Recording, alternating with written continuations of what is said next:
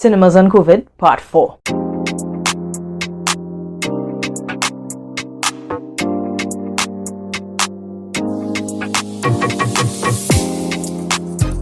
Welcome to this video, where I have been exploring in this series cinemas and protocols outlined by the Ministry of Health. So far, I've gone through Caribbean Cinemas 8, Caribbean Cinemas 10, and Movie Towne in C3. The links to all of them are in the description box below, including the link to the Ministry of Health's guidelines for the reopening of cinemas. So part 4 is Movie Towne, Port of Spain.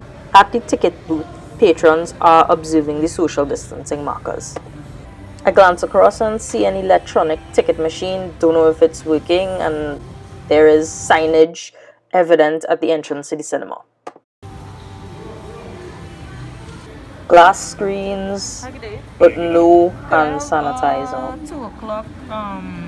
Can't recall seeing any digital signage at the ticket booth. This looks like a seating plan, but I wasn't asked to choose my seat. Naturally, the entrance doors to the left-hand side I would want to walk through, but I realize they're labeled as no entry, so I make my way to the other side. Sorry, we have to wait to go inside. I guess so. Okay. Oh. Apparently, the cinema itself wasn't going to open until 15 minutes before showtime. I thought the closure of the door would encourage crowding at the entrance, but that clearly wasn't the case.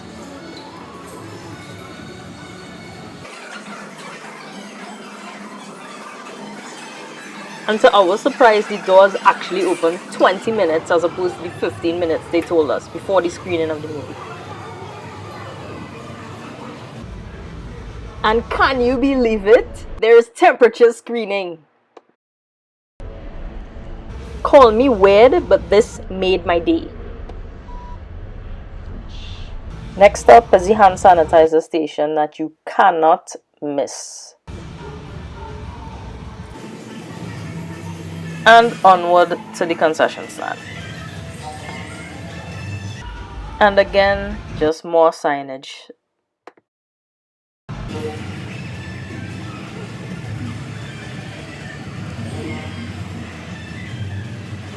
So there's social distancing markers and barriers at the cashier stations. But I'm trying to see in the digital boards to the back if I'm seeing anything COVID related or related specifically to regulations in the cinema.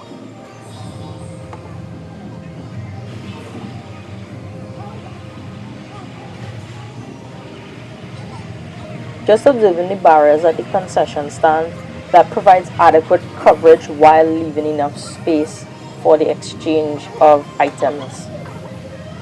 I do see ads that are specific to COVID protocols for Movie Towne Plaza though. Hi, good day. Can I have a hot dog combo? Flavor type? Coke Zero.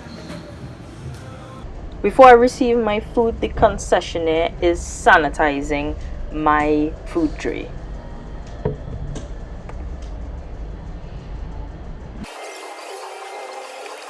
Okay, and I'm seeing the sanitizing solution she used in the back. 35?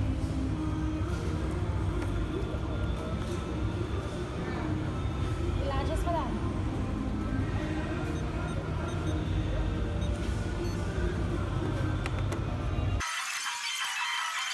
Take a try and hold on the side for the hot dog combo. Thank you.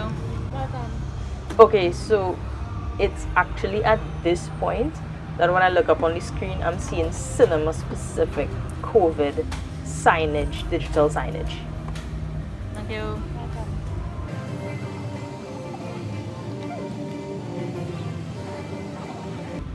At the Condiment Station, I'm able to sanitize before I dress my food.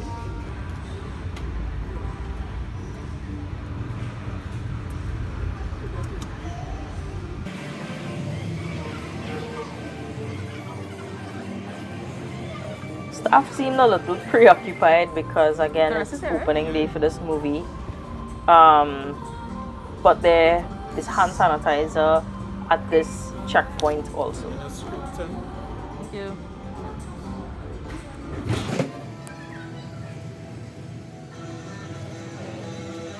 So there's big bold signage that you can't miss the message. I have quite a walk. I'm at screen 10, which is all the way down to the end of the corridor. And I don't recall seeing any hand sanitizer stations on the way to my theatre. Entering the theatre, I don't need to sanitize my hands because I don't have to make contact with the door. The cinema is empty when I arrive, and when I look at the signage, there's supplemental signage that cuts out the ambiguity of their branded sign. So using that as a guide, I seat myself.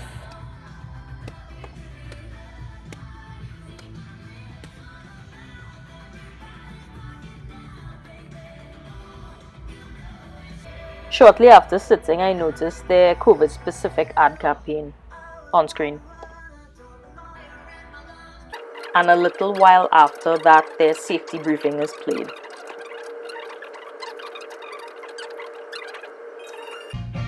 Non-fabric seats should make for easy sanitizing of the theatre.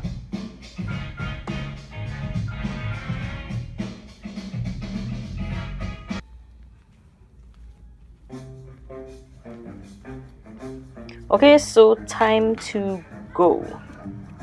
When I dispose of my items, I notice sanitizing solution, so that's a good thing. So there's no hand sanitizer upon entry to the washroom or outside, and I don't recall seeing any signage or COVID-specific signage within the washrooms.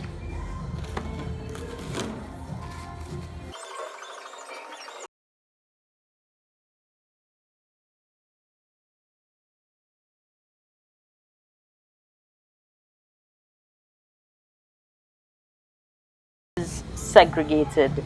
It's a different lane, if you want to call it that, than the entrance to the theaters itself.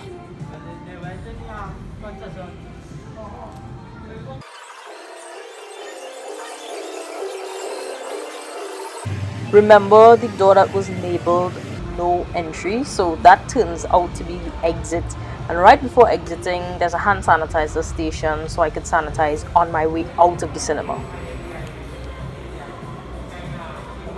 And there's more digital signage at this exit. If you notice, the door to the cinema itself was closed until 20 minutes before the start of the movie. I think the reasoning behind this was it was opening day for Wonder Woman. They expected a large turnout, and in some measure and effort to stagger the flow of people, they decided to close the door. But I think in my experience, my main fear was the crowd that was outside. I think opening the door, even with a large crowd, allows people to come in, get their stuff at the concession stand, then make their way, and you have a constant flow of people. The concession stand itself is going to stagger the flow of some people. Some people don't even go to the concession stand, they just go straight to the theater. So you're not going to have an overwhelming crowd within the theater. So I think they should have just left the door open. Movie Towne, Port of Spain, you've won first place for temperature check. But it makes me wonder, if I have a fever after I purchased my ticket, would I get a refund?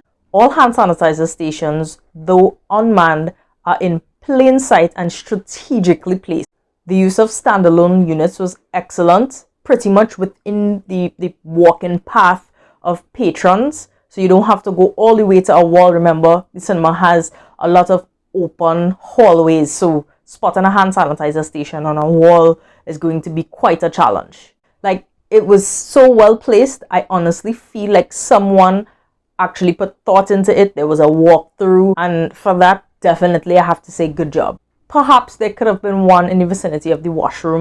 My only issue is perhaps having it at the entrance and exit portion of the theater after putting your tray and you're disposing of your garbage, or possibly having to open the theater door. If perhaps it wasn't left open, definitely it would have been nice, but patrons should have their own right The thing is, I didn't really need hand sanitizer when I was entering the theater. Someone thought to keep the door open. If the door was locked, I think it would have been more of an issue. Similarly with Movie Towne's signage. Theaters usually tend to be very noisy when it comes to visuals, so actually bombarding you in the walkway with these large signs using Minions, the Minion theme that already has bright colors, was highly effective. I mean, if I had a critique and like a really scrunted to say something here, it would have been with the digital signage, at least at the time that I was in the concession stand.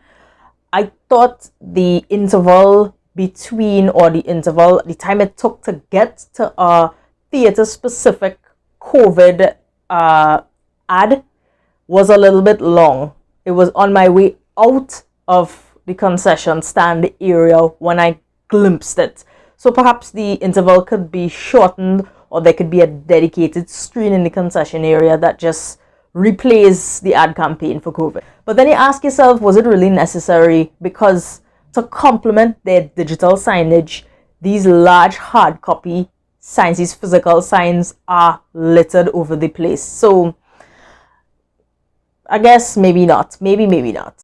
So with respect to the pre-show announcements, I got to the cinema, I thought, pretty early. And not too long after I sat down, I saw the Minions with their COVID protocol ad campaign come onto the screen. And it wasn't until a little while afterwards that it was the actual safety and evacuation briefing for the theater. If I were to suggest, again, as I said with Movie Towne C3, perhaps both of them could be merged into one, because at that cinema I didn't even see it. So maybe I arrived afterwards and I was still in the cinema, I thought, relatively early. Merge the two of them, I think it would be more effective. You already have the attention of the audience for safety protocols, so you might as well kill two birds with one stone and bring in your COVID protocols with the emergency and housekeeping information. I don't recall actually seeing COVID specific signage in your washroom. I don't know if I wasn't paying attention, but nothing stood out to me there that said COVID protocols in terms of sign. So supplemental signage for seating, I think, was really good. They read my mind, because the first time I saw that sign used alone, it says this section is reserved. And a section to me consists of rows and columns of seats. So the additional simple probably Microsoft Word printed sign really gave clarity as to the whole row. I mean, they didn't even need the Minion sign. They should have just used the simple paper. This row is reserved.